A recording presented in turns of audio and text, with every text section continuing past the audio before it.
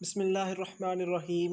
अस्सलामु अलैकुम students, welcome back to my YouTube channel C S study with Aamir. जी, आज की इस वीडियो में हम सी एस 302 लेसन नंबर 28 को देखेंगे। और 28 जो हमारा लेक्चर है, इसमें हम timing diagram of a synchronous decade counter, इसकी टाइमिंग डायग्राम को देखेंगे। और इसका ये जो है हमने ऊपर देख लिया था, लेकिन हमने डिटेल से नहीं देखा था। आज मैं आपको ज़रा डिटेल से बताता हूँ। ये देखें, ऊपर वाले लेक्चर में हम ये देख के आए हैं।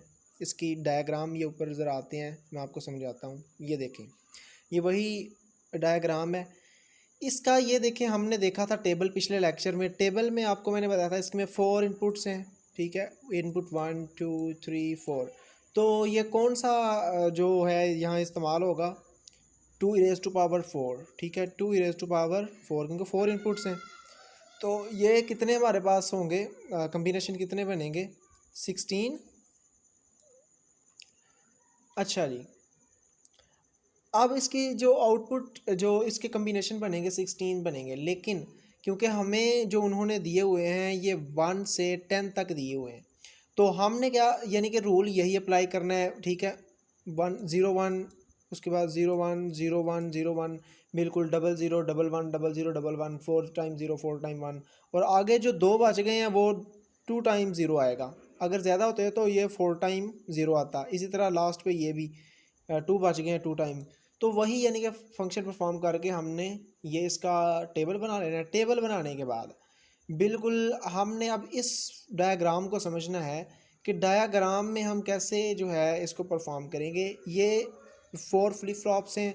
ये ऊपर हमने पिछले लेक्चर में समझा हुआ है सारा कुछ, ठीक है। इसकी फंक्शनैलिटी को समझा। क्लॉक इनपुट, यहाँ से एक ही क्लॉक इनपुट सिंक्रोनियस में आपको पता है यहाँ भी चला जाता है, यहाँ से यहाँ भी, यानी कि हर फ्लिप फ्लॉप को क्लॉक इनपुट चला जाता है, एक ही यहाँ से सिर्फ।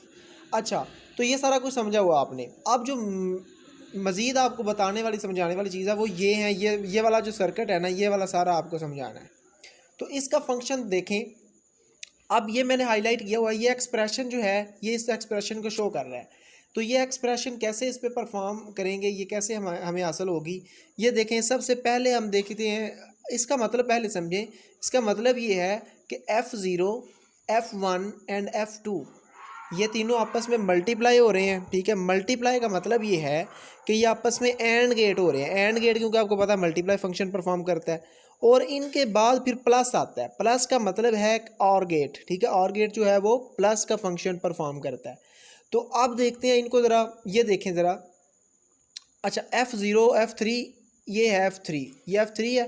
तो F3 कहाँ जाएगा, इसका इनपुट जाएगा एंड गेट के पास। और दूसरा जो इनपुट है इसका F0 है हमारे पास। तो F0 का ये देखें, F0 यानी कि 2 इनपुट पूरे हो गए।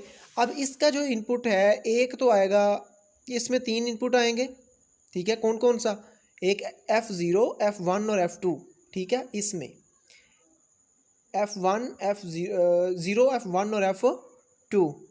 तो ये देख लें ज़रा कहाँ आ रहे हैं। F1 ये F0, ठीक है। ये F1 आएगा, F1 और F2। तो ये जो इसमें इनपुट आएंगे, अब इन दोनों का अब क्या करेंगे, इस वाले गेट का और इस वाले गेट का, दोनों का और गेट करेंगे, ठीक है। और गेट क्यों करेंगे, क्योंकि दरमियान में प्लस है हमारे पास। तो प्लस का मतलब क्या होता है कि और गेट। तो और गेट परफॉर्म किया तो फिर अब इससे जो आउटपुट आएगा वो लास्ट वाले जे का भी इनपुट बन जाएगा, यानी कि लास्ट वाले फ्लिप फ्लॉप का जे के, यानी कि ये इनपुट बन जाएगा। तो ये चीज़ असल में आपको समझाने वाली थी कि ये जो है एक्सप्रेशन है, इस एक्सप्रेशन को हम इस तरह से इम्प्लीमेंट करते हैं। इसी तरह बिल्कुल सेम ये भी एंड गेट लगा हुआ है। तो इसको भी आपने देखना है कि ये देखें इनपुट यहाँ से, इसको भी इनपुट जा रहा है क्यू से।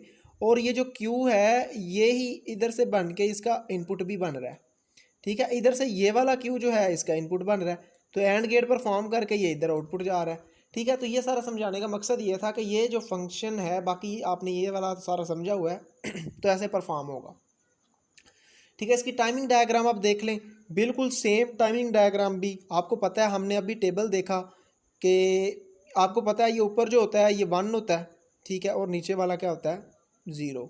ये वाला 1, ये वाला 0। अच्छा, अब 1 0 1 0 1 0, फिर ये 2 टाइम 0 2 टाइम 1 2 टाइम 0 2 टाइम 1, ठीक है। और इसके बाद ये वाला 4 टाइम 0 4 टाइम 1 4 टाइम 0 4 टाइम 1। लेकिन अब यहाँ क्या आ गया, यहाँ 8 टाइम 0 8 टाइम 1, ये 8 टाइम 0 तो आ गया, ठीक है, 8 टाइम 1 भी आ गया ये वाला। अब यहाँ आना चाहिए था 8 टाइम 0 अगेन, ठीक है, लेकिन 8 टाइम 0 नहीं आया, कम आया। तो कम क्यों आया है, ये ऊपर हमने टेबल में अभी देखा, क्योंकि ये है ही 10 तक काउंटिंग, सिर्फ काउंटिंग हमारी सिर्फ 10 तक है। तो ये देख लें 0 0 2 टाइम्स आएगा, 1 1 2 टाइम्स आएगा। तो ये उस तरह से इसकी टाइमिंग डायग्राम हमने बना लेनी है। अच्छा, मुझे याद आ गया, कमेंट आया था कि सर ये बता दें कि टाइमिंग डायग्राम पेपर में हम कैसे बनाएंगे। तो बड़े सिंपल सा है, इस आपको किसी और कॉम्प्लिकेटेड उसमें सॉफ्टवेयर में पढ़ने की ज़रूरत नहीं। आप सिंपली पेंट ओपन करें, ठीक है। पेंट ओपन करने के बाद आप पेंसिल, वहाँ जैसे आम हम लिखते हैं पेंसिल से, जैसे मैं ये लिख रहा हूँ, तो ऐसे आप टाइमिंग डायग्राम बना सकते हैं। फॉर एग्जांपल ये देखें, मैंने ये सीधी लाइन बनानी है, ये लाइन 1 की हो गई, ठीक है, या 0 की हो गई। अब ये ऊपर करें, ये 1 हो गया, फिर नीचे आ जाएं, ये 0 हो गया, ये 1 हो गया। तो ऐसे आप टाइमिंग डायग्राम बना सकते हैं। लेकिन ये ख्याल रहे कि ये आप ऐसे लाइनें लगा लें ताकि ये जो फंक्शन, ये जो स्पेस है ना, ये बिल्कुल आपकी इक्वल रहे, फ़र्क ना आए। तो उसमें कोई मसला नहीं, आपको फुल मार्क्स मिलेंगे। कि ये टेढ़ा मेढ़ा बन जाएगा, कोई मसला नहीं, बस कोई अगर थोड़ा सा टेढ़ा भी बन जाएगा तो फिर भी आपको फुल मार्क्स मिल जाएंगे, ठीक है। तो आप पेंट पे बनाएं, उस पर आपका वक्त भी कम लगेगा और आप आसानी से बना भी लेंगे। अब इसके बाद आता है मोड एंड सिंक्रोनियस काउंटर। तो कहता है इसको इम्प्लीमेंट किया जाता है, implement using appropriate number of JK flip flops, ठीक है। Appropriate number of JK flip flops होते हैं इसमें, connected together with their clock triggered simultaneously. तो अपना क्लॉक, जैसे हमने ऊपर देखा कि क्लॉक ये वाला, ठीक है, क्लॉक के साथ इसको जितने भी हमें मतलब चाहिए हों, या जितने जिन जेके फ्लिप फ्लॉप्स की ज़रूरत हो उतने कनेक्ट करके आपस में, तो फिर इसको इम्प्लीमेंट किया जाता है। कहता है the modulus number determine the number of flip flops record based on the relation. अच्छा, इसका ये फार्मूला याद रख लें, MCQs में आ जाता होता है, n is equal to 2 raise to power m। 2 raise to power m, m क्या है, m हमारे पास ये इधर बताया हुआ है उन्होंने, m है हमारे पास is the number of flip flops. जितने फ्लिप फ्लॉप्स होंगे तो वो 2 raise to power, for example हमारे पास 2 फ्लिप फ्लॉप्स हैं, तो 2 raise to power m, 2 raise to power m क्या है, 2 हमारे पास, 2 2 2 रेज़ टू पावर 2, ये क्या होगा 4। तो हमारे पास ये इसका जो है आ जाएगा, ठीक है। तो इस तरह से ये आपने परफॉर्म करना है। इंटीग्रेटेड सर्किट सिंक्रोनियस काउंटर, इसमें आप देख लें। अच्छा, जो इंपॉर्टेंट ये पॉइंट्स हैं थोड़े से, ठीक है, आपने ये पॉइंट देख लेने हैं। पॉइंट क्या है ये इधर से मैं आपको बता देता हूँ। देखिए, उन्होंने बताया parallel data input D0 D1 D2 and D3, कि यानी कि ये पैरेलल डाटा इनपुट्स हैं ये वाले, ठीक है। ये क्या है, पैरेलल डाटा इनपुट्स हैं हमारे पास, और ये हमारे आउटपुट्स हैं, ठीक है। और ये देखें क्लियर उसी तरह। अच्छा, अब ये पेपर में कैसे आता है, अगर क्वेश्चन पूछा जाए पेपर में तो सारा कुछ आपको ये दिया जाएगा, सिर्फ आपको कहेगा कि लेबल कर दें कि ये कौन सा है, ये नाम नहीं आपको दिया जाएगा, ठीक है। ये नाम आपने याद रखना है, या फिर क्या होगा कि नाम दिया जाएगा, नाम दिया जाएगा और आपको ये नहीं दिए जाएंगे। आपको वो पूछेगा कि ये जो काउंटर सिंक्रोनियस काउंटर है इसको लेबल कर दें। आपको पता होना चाहिए कि यहाँ Q0 Q1 Q2 Q, ये यानी कि इसके इनपुट्स होते हैं, ये आउटपुट्स होते हैं, ठीक है। तो इधर क्या क्या आता है ये आप मैं बस इसका याद रख लेना है। और इसका कुछ भी ये ऐसे नहीं आएगा कि इसको ड्रा कर दें, ये सारा कभी भी नहीं ऐसे पेपर में आएगा, ठीक है। अच्छा, ये टाइमिंग डायग्राम कोई इंपॉर्टेंट नहीं है, इसको करने की ज़रूरत नहीं है। ये आप जो है डेफिनेशन देख सकते हैं। मेरे ख्याल से इसमें कुछ भी इम्पोर्टेंट, और आप 10 साल के पेपर उठा के देख लें, इसमें से कुछ नहीं आता। और मैं कमेंट्स में कुछ स्टूडेंट्स मैंने देखे हैं, एक आध है ऐसा भी, जो ना कमेंट करता है कि सर आप करवाते क्या हैं इतना, तो आप मतलब कि छुड़वा देते हैं, स्किप करवा देते हैं। भाई, आपको अगर इतराज़ है मेरे स्किप करवाने पे, आप यूट्यूब पर आपको काफ़ी लेक्चर्स मिल जाएंगे, तो आपको जो अच्छा लगता है लेक्चर वो ले लें। मैं तो सिर्फ नीडेड मटेरियल करवाऊंगा जो आपके पेपर में आएगा, जो नहीं आएगा वो मैं आपको नहीं करवाऊंगा, ठीक है, जो बिल्कुल इंपॉर्टेंट नहीं है और है भी मुश्किल, ठीक है ना। ये स्टूडेंट्स की समझ से ऊपर है, बाला तर है, वो ना हो कि इधर टाइम भी ज़ाया हो और आपको कुछ समझ भी ना आए।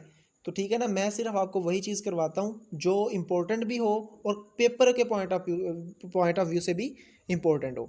तो ये कुछ भी करने वाला नहीं। अब ये इम्पोर्टेंट टॉपिक है हमारा अप डाउन काउंटर। ठीक है। हमने अप डाउन ऊपर काउंटर पढ़े, आपको थोड़ा सा कॉन्सेप्ट फिर बता दूं, अप डाउन काउंटर क्या होता है। एक अप काउंटर होता है, एक डाउन काउंटर होता है। अप काउंटर वो होता है जो नीचे से ऊपर को, अप काउंटर नाम से ज़ाहिर है, अप काउंटर जो नीचे से ऊपर को काउंटिंग करे, डाउन काउंटर जो ऊपर से नीचे को काउंटिंग करे। यानी कि 1 0 है तो 1 से जो 0 तक काउंट करके आएगा तो 1 क्या है, 1 से 0 तक आया, डाउन आया तो ये डाउन काउंटर होगा। अगर 0 से 1 तक काउंटिंग करे तो ये डाउन अप काउंटर होगा। ठीक है, तो ये अप डाउन काउंटर जो मैंने बता दिया, ये ऊपर भी हमने पिछले लेक्चर्स में पढ़ा हुआ है। तो इसका ये देख लें ज़रा, इसका टेबल 3 बिट अप काउंटिंग, अच्छा ये अप काउंटिंग है और नीचे इसकी डाउन काउंटिंग आ जाएगी आई थिंक जी। अच्छा अब देखें ज़रा, यहाँ से समझें, ये है अप काउंटर। अप काउंटर का मैंने अभी आपको बताया कि जो अप काउंट करता है, ठीक है, नीचे से ऊपर को काउंट करता है, यानी कि कम वैल्यू से ज़्यादा वैल्यू की तरफ जाता है। अब ये देखें, ये हमारे पास आ गया 0, ठीक है, तो 0 से 1 की तरफ आ रहा है। पहले 0 आया ना, 0 1 0 1 0 1 0 1, फिर सीक्वेंस वही रहेगा 0 0 1 1 0 0 1 1, 4 टाइम 0 4 टाइम 1, ठीक है। अब देखें, ये आपने टेबल तो आप बनाना आ गया, तो आपको पता है ये सारा जो है ये बाइनरी 0 के इक्वल है, ये बाइनरी 1 के इक्वल है, ये बाइनरी 2 के इक्वल है। अच्छा अब ये था अप काउंटिंग सीक्वेंस। अब डाउन काउंटिंग सीक्वेंस में क्या होगा कि डाउन, ये डाउन को काउंट करेगा तो इसमें पहले क्या आएगा, 1 आएगा, ठीक है, सबसे बड़ी वैल्यू 1 आएगी, यानी कि मैक्सिमम वैल्यू आएगी, इसमें मिनिमम वैल्यू आएगी, इसमें 0 थी। अब 1 0 1 0 1 0 1 0, 2 टाइम्स 1 2 टाइम 1 2 टाइम 0, ठीक है। इस तरह से ये भी बिल्कुल सेम ही है, बस डिफरेंस ये है कि वो 0 से स्टार्ट होगा, ये 1 से स्टार्ट होगा।